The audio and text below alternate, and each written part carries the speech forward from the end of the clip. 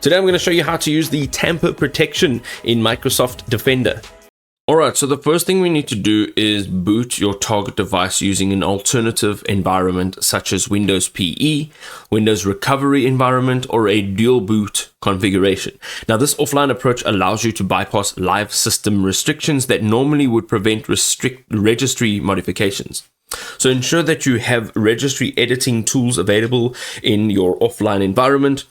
Options include the built-in regid utility from WinPE or specialized third-party registry editors designed specifically for offline access.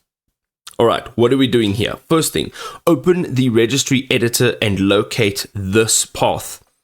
Go ahead and use tools like PowerRun or setACL to gain trusted installer privileges, which are required for modifying this protected registry location.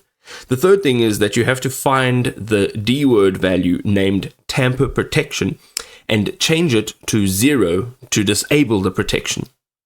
The last thing over here is to save your registry modifications, exit the offline environment, and reboot the device as you would normally. Your new Tamper Protection state will now take effect. Now, there are some things that you need to keep in mind. So modifying tamper protection should only be done in authorized testing environments or with the proper administrative approval.